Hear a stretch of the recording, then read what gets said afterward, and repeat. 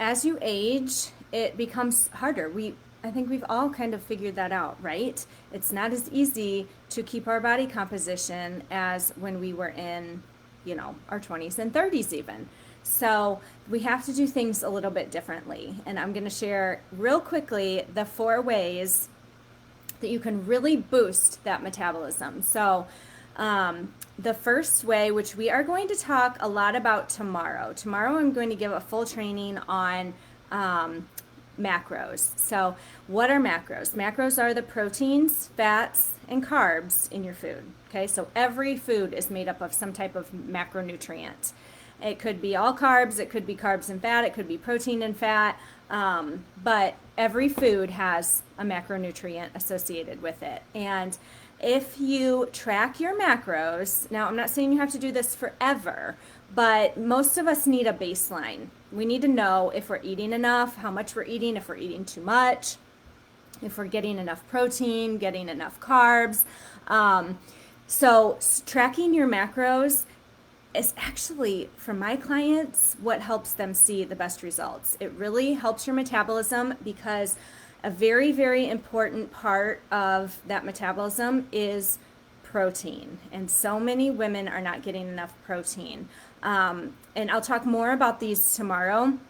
But if you're not eating enough, what your body kind of does is it says, okay, I don't feel safe enough to lose the weight. And I know that sounds kind of funny, but this is exactly what happens. Your body is conserving that, that fat or that energy that it would use to burn fat because it has to perform other functions in your body, and it needs to use whatever energy you're giving it for these other essential functions. Fat loss, weight loss is not an essential function of your body. So until you're giving it enough food, it holds on to that because it thinks like, okay, I'm not going to get enough food tomorrow, so I need to hold on to that extra weight. So ironically, when many women start eating more, they actually start seeing weight loss, which again, I know that sounds crazy, but it's so true. The other thing that happens is when they eat, hi Pam, when they eat enough protein, they start to build muscle. And so then that muscle is what helps you to burn fat. The more muscle you have on your body, the more fat you're going to burn. Okay, so the other thing about protein is that it takes longer. It's just harder to digest protein. It's more thermogenic. So what that means is it just takes more energy of your body to process the protein. So that's why protein is super important. But the other macronutrients are important as well for other things like energy. If you're feeling like you don't have enough energy, I know that happens with a lot of my ladies who come to me from doing low carb or keto.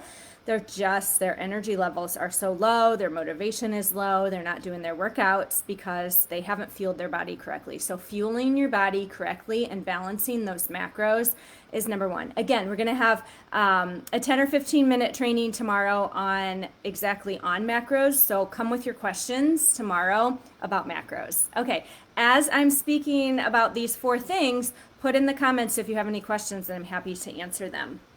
You'll want to comment too with even just like a waving emoji so that you can be entered to win the prizes at the end. Okay, number 2, hormones. Okay, so did you know that there's more to hormones than just like estrogen and progesterone? We have a hormone called cortisol, and that is very likely to help. We need cortisol. We all need cortisol, and we want cortisol. But if we have too much of it, we can store belly fat. So raise your hand if you feel like ever since, maybe you turned like 40 or whatever, you just had a hard time with that belly fat. It could be that your cortisol is too high.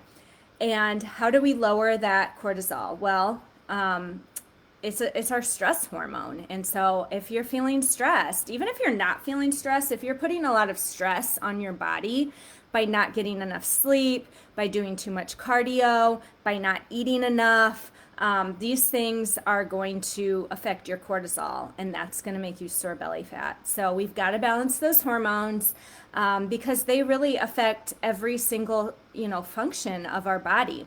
one really great way is to start sleeping better. How many of you guys have trouble with sleep? I know I did for a while too. I actually wear an Aura ring, which has helped me, but some things for sleep that you can do if you're having trouble sleeping through the night. Are you turning off your screens or wearing blue light glasses in the evening? Are you having a really dark room and having a bedtime routine? Are you keeping yourself from eating about 2 to 3 hours before bedtime? Your body will need to digest food. And if it's doing it overnight while you're trying to sleep, that can really interrupt your sleep. Okay, some other quick tips that you can do is you can drink Tart cherry juice, just like 2 ounces of Tart cherry juice. I'll put it in with cherry San Pellegrino, like, sparkling water. Tastes really good. But Tart cherry juice can really help you. It naturally helps you with melatonin, so that you don't have to take a melatonin supplement. And you could take magnesium. You could do like an Epsom salt bath, magnesium spray on your body. You can take magnesium glycinate. That magnesium really can help you lower stress and help you sleep better. A lot of people like to take ashwagandha for stress. If it's really an adrenal issue. Your adrenals can control your stress level, but that's just a natural thing that you can take. But really work on that sleep and lowering that stress. Activities like deep breathing, just breathe in for 4 counts, hold it for 2, and then breathe out for 4 counts.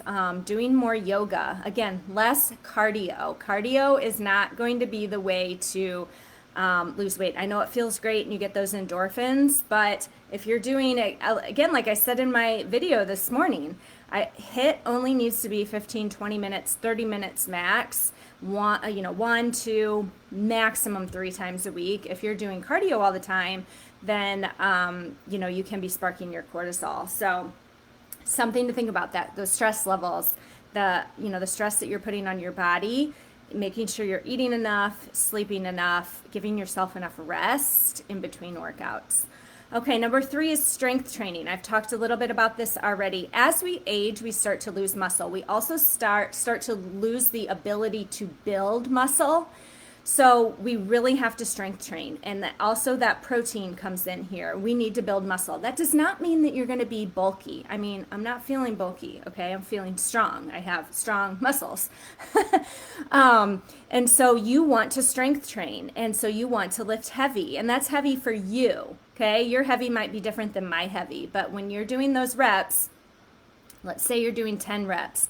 Those last 2 reps should be hard, okay? They should feel hard. That means you're lifting heavy. But that's how we're going to build muscle. Muscle is going to help us to burn fat. That gives you that toned look that you're looking for. The focus of most of your training, most of your workouts should be strength training, okay? Let me know if you need help with that, but that's kind of a shift for a lot of people. I know that, in the past we've been like, oh, I'm just going to run, or I'm going to bike, or I'm going to do all this cardio to try to lose weight.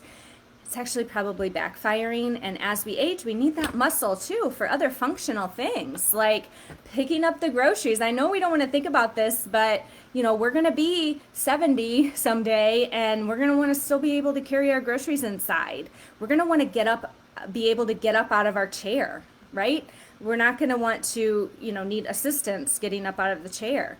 And those things are, you need muscle for those things. So building muscle now, also, before we hit menopause, if you're in menopause, you may know, or menopause is actually just one point in time, but if you're post-menopause, you know that your hormones really take a dive after you go through menopause. And so it's even harder after that to build muscle because we just don't have the estrogen. So if you are premenopausal, you're in luck. We want to make sure that we're building muscle now. If you're postmenopausal, even more important that we are strength training and focusing on that protein. Okay, number 5 is NEAT, non-exercise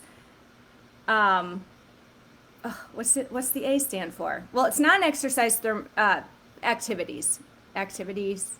Yeah, non-exercise, whatever. Anyway, non-exercise activities. That is like walking, standing, fidgeting, moving, other types of movement. When you look at your BMR, which is your basal metabolic rate, NEAT, this non-exercise activity, it incorporates a large part of your basal metabolic rate, and that's how many calories you're burning at rest. Okay, so we want to burn more calories at rest. And one way to do that is to have more movement throughout the day. So the workouts are awesome. And you should absolutely do the workouts, but that is a 30-minute snippet of your whole day. So if you sit the rest of the day at a desk, make it a point to get up, move around. I always try to get a walk in. Even though it was snowing today, I went out, I bundled up, I have a neck warmer thing and gloves and a warm winter coat and shoes that I won't slip on the ice in, and I get out and walk every day. Warm up before your workout. If you have a treadmill or a bike, get some movement in there. Walk around your house, go up and down the stairs. But get up every, 10 to 15 minutes, take a lap around the house. If it's winter, inside the house. If it's nice out, get outside, do things, even just standing is, and fidgeting and kind of like, moving a little bit is still, included in those non-exercise activities. So really try to get that 10,000 steps. If you have a watch or an Oura Ring or a Fitbit, that's great. That will help track. Look at 8 to 10,000 steps in the winter, and 10,000 plus when it's nice outside where you live. But just increasing your daily movement will actually increase your metabolism as well. So, okay, so just a quick review. Balancing your macros and eating enough. That includes protein. 2 is balancing those hormones, especially cortisol, so getting more sleep, less stress. 3 is strength training. That should be the basis. We want to build muscle, and that includes that protein again, but strength training should be the main focus. And then extra movement throughout the day. So getting out for a walk, extra steps, those kinds of things. So those are the 4 main things that are going to help you boost your metabolism. Tomorrow we're going to talk all about macros. So whatever questions you have about that, come with those tomorrow. And then Wednesday is 3 things that are often overlooked that you can do to help you on your weight loss journey. So I would love to know if you guys have questions about any of this. Which of these, my dog is over there making noise, it's like sneezing. Which of these, let me know in the comments, do you think that you could improve on? So maybe it's sleep, maybe it's strength training, maybe it's stress, macros, getting out for a walk. Maybe you've got them all. Let me know if you're already doing all these things and you're feeling awesome, and you don't need to improve on any of these things. You're going to want to stay tuned for tomorrow and Wednesday, but I'd love to know in the comments which you can start working on now, because I really want you guys to come away from this week with some things that you can really start to implement. I don't want you to just learn and then it goes in one ear and out the other, okay? You have to take action. That's how real change is going to happen for you. So, Hank, please stop. He's like rolling around on my bed. So I want you to find some action items here. Strength training, yeah, hugely important. And I know it can be intimidating sometimes for women, but you just start where you are. You start at whatever level you're at. You might start with 5-pound weights, and that's fine. You might start with body weight and then start adding weights. It doesn't have to be picking up 20-pound weights, and you won't pick up 20-pound weights on your first couple weeks. So we kind of progress, and you want to continue to progress. If you're already doing strength training, can you continue to progress? Can you increase your weights, increase your reps? You have to continue to do that in order to continue to break down that muscle so we can build more muscle. Neat, yeah. A lot of people don't realize how much more movement can make a big difference. So, okay, guys, make sure you comment. Let me know which one you can use a little improvement with, and you can focus on after this challenge is over.